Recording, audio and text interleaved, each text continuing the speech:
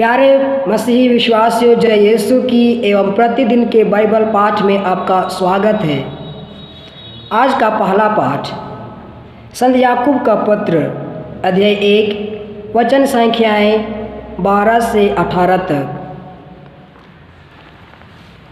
धन्य है वह जो विपत्ति में दृढ़ बना रहता है, परीक्षा में खरा उतरने पर उसे जीवन का वह मुकुट प्राप्त होगा जिसे प्रभु ने अपने भक्तों को देने की प्रतीक्षा की है। प्रलोभन में पड़ा हुआ कोई भी व्यक्ति यह ना कहे कि ईश्वर मुझे प्रलोभन देता है। ईश्वर ना तो बुराई के प्रलोभन में पड़ सकता और ना किसी को प्रलोभन देता है। जो प्रलोभन में पड़ जाता है वह अपनी ही वासना द्वारा खींचा और बहकाया जाता है। वासना के गर्भ से पाप का जन्म होता है और पाप विकसित होकर मृत्यु को दंड देता है। प्रिय भाइयों, आप गलती ना करें। सभी उत्तम दान और सभी पूर्ण वरदान ऊपर से हैं और नक्षत्रों के उस सृष्टिकर्ता के यहाँ से उतरते हैं, जिसमें ना कोई परिवर्तन है और ना परिक्रमा के कारण कोई अंधकार। उसने अपनी ही इच्छा से सत्य की शिक्षा द्वारा हमको जीवन प्रदान किया, जिससे हम एक प्रकार से उसकी सृष्टि के प्रथम फल बन जाएंगे। प्रभु की वाणी। ईश्वर को धन्यवाद। और आज का सुसमाचार पाठ संत मार्कुस के अनुसार पवित्र सुसमाचार अध्याय 8 पद संख्या 14 से 21 तक से लिया गया है। वचन कहता है, शिष्य रोटियां लेना भूल गए थे और नाव में उनके पास एक ही रोटी थी। उस समय यीशु ने उन्हें यह चेतावनी दी, सावधान रहो, फरीसियों के खमीर और हेरोद के खमीर से बचते रहो। इस पर वे आपस में कहने लगे, हमारे पास रोटियां नहीं हैं, इसलिए यह ऐसा कहते हैं। यीशु ने यह जानकर उनसे कहा, तुम लोग यह क्यों सोचते हो कि हमारे पास रोटियां नहीं हैं, इसलिए यह ऐसा कहते हैं? क्या तुम अब तक नहीं जान गए हो, नहीं समझ गए हो? क्या तुम्हारी बुद्धि मारी गई है? क्या आंखें रहते भी तुम देखते नहीं और कान रहते भी तुम सुनते नहीं? क्या तुम्हें याद नहीं है जब मैंने उन 5,000 लोगों के लिए 5 रोटियां तोड़ी तो तुमने टुकड़ों के कितने टोकरे भरे थे? शिष्यों ने उत्तर दिया, 12। और जब मैं 4,000 लोगों के लिए 7 रोटियां तोड़ी तो तुमने टुकड़ों के कितने टोकरे भरे थे? उन्होंने उत्तर दिया, 7। इस पर यीशु ने उनसे कहा, क्या तुम लोग अब तक नहीं समझ सके? प्रभु का सुसमाचार। हे ख्रिस्त, तेरी स्तुति हो।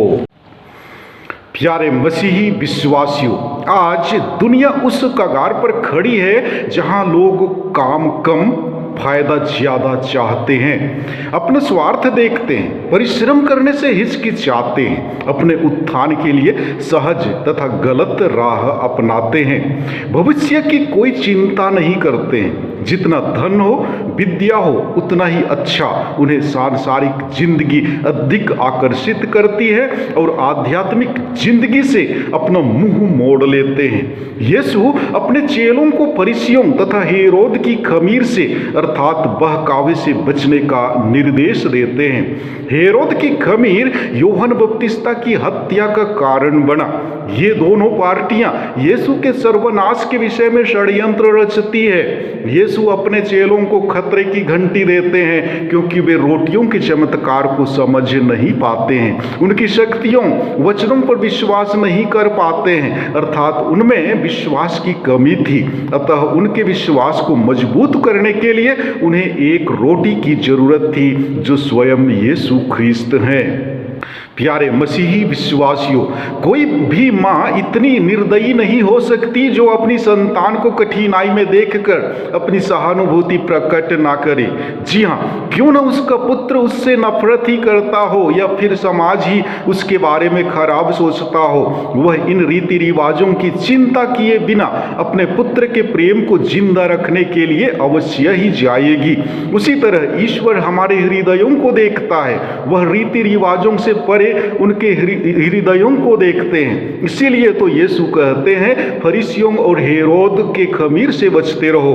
हमारा ख्रिस्तीय जीवन महज रीति रिवाजों पर नहीं बल्कि प्रेम भरे रिश्तेदारी पर आधारित है। हमारे व्यवहार, रीति रिवाज इसी प्रेम का प्रतिफल है। इसी प्रेम के कारण दूसरों के लिए अच्छा व्यवहार सामने आता है और यह कृपा हमें केवल पिता ईश्वर से ही प्राप्त होती है। इसी कारण तो संत पिता फ्रांसिस हमसे आग्रह करते हैं कि हम हमेशा अपनी निगाहें ख्रिस्त पर गड़ाए रहें और उनसे सीखें और दूसरों को मानवीय हृदय से प्रेम करें।